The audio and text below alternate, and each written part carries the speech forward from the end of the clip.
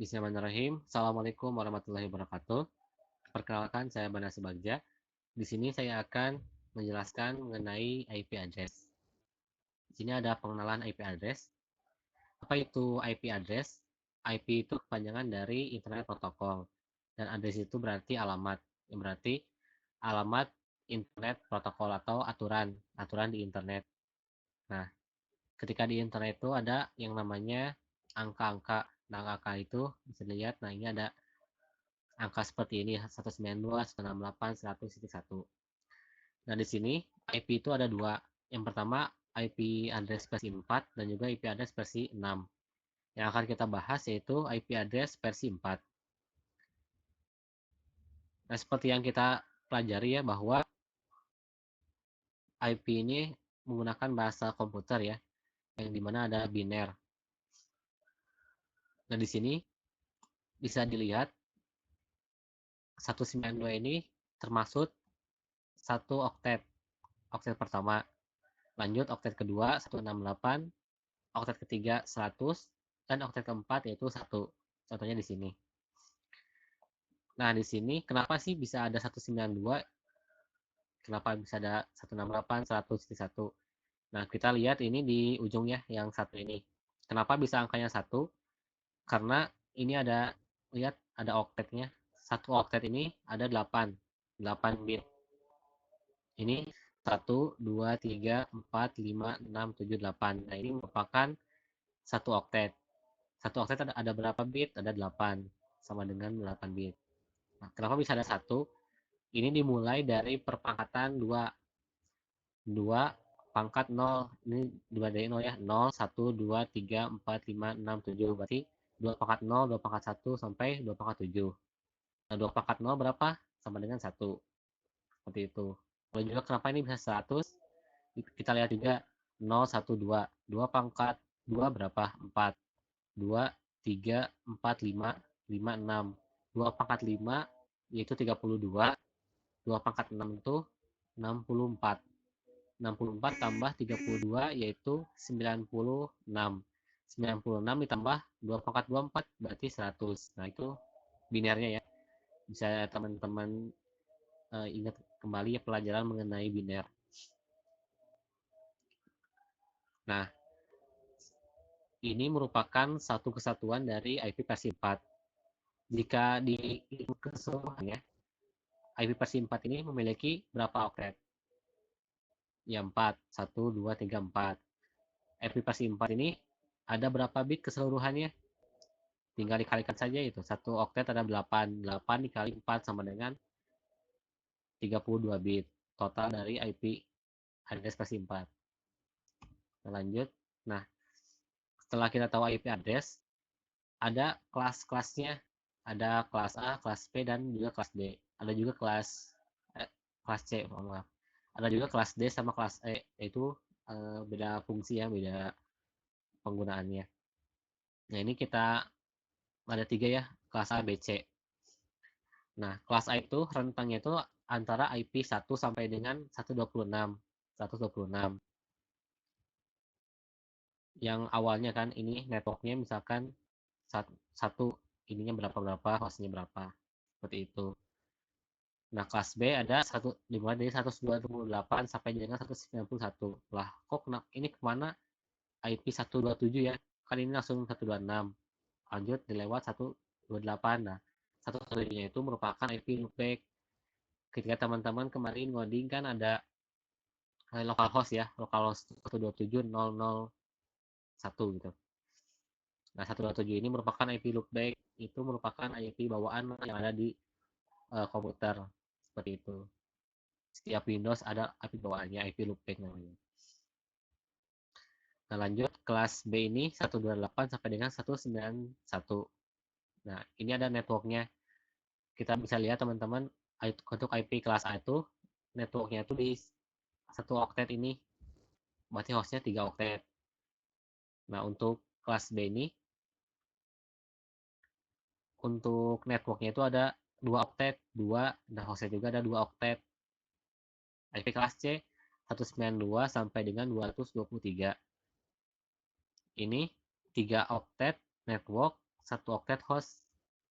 Tahu ya oktet itu apa? Tadi udah dijelasin. Nah itu. Dan jika dilihat fullnya itu, ini 255.0, ini subnet max. Apa itu subnet max? Yaitu jumlah host yang akan digunakan itu, yang tersedia jumlah hostnya jika full. Nah ini default subnet maxnya 25, untuk kelas A itu 255.000. Untuk kelas B tadi kan 2 oktet berarti 255.255.00. Ini 00 ini adalah host yang akan digunakan. IP kelas C berarti ada 3 nih networknya, jadi 255.255.255.00 ini adalah host, seperti itu ya. Jadi kalau ada IP 10 berarti itu masuk kelas A. Kalau 172 berarti maksudnya kelas B. Nah, kalau 192 tadi yang udah di yang awal, 192 itu merupakan IP kelas C yang biasa digunakan itu. Nah, ini yang tadi ya dijelasin bahwa IP kelas A ini networknya itu adalah 1 oktet. Sedangkan untuk hostnya itu ada 3 oktet. Nah, 3 oktet ini jika dihitung ya di host di setiap networknya bahwa ada 16.777.216 host.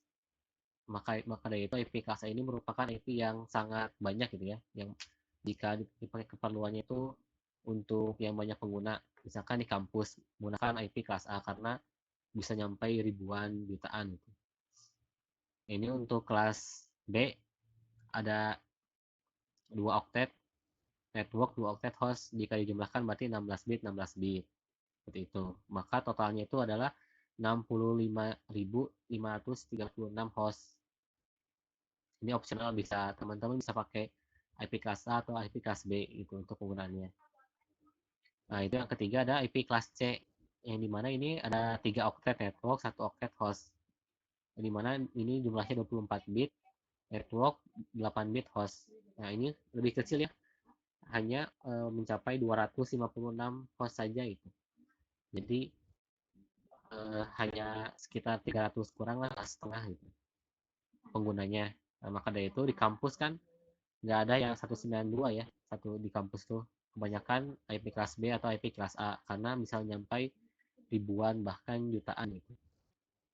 Nah itu seperti itu teman-teman. Nah ini penggunaan IP kelas C ini lebih simpel ya, jika digunakan di ruangan misalkan di satu kelas aja bisa pakai IP kelas C aja itu penggunaannya itu. Kalau misalkan lebih kecil pakai IP kelas C, kalau lebih banyak lagi IP kelas A atau IP kelas B seperti itu.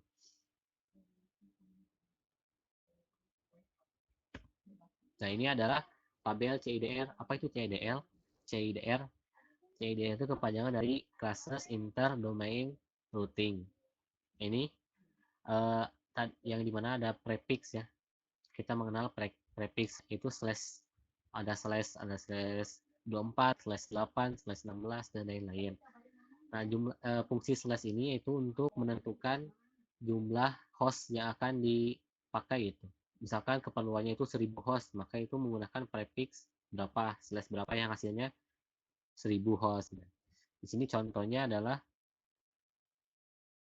kita ingin ada jumlah hostnya ini ada 1000, berarti pakai yang slash 22 gitu. Kalau ingin 500 host, 500 host, kita menggunakan slash 23 karena ini 500 gitu. Jangan sampai kita kekurangan, misalkan kita ingin 500 host nih, kita pakai yang slash 24, kan slash 24 hanya 256, itu kurang, lebih baik lebih gitu.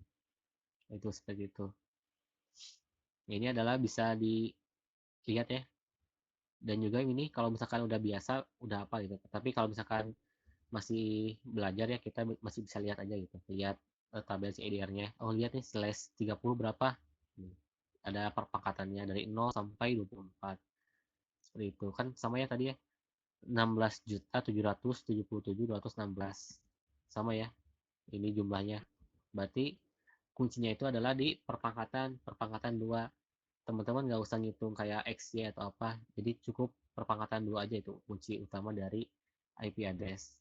Itu 2 pangkat 0, 2 pangkat 1, 2 pangkat 24 bisa dilihat ini. Nah, itu mungkin pengenalan dari IP address. Nah, selanjutnya kita akan lanjut ke perhitungan IP address. Oke, terima kasih.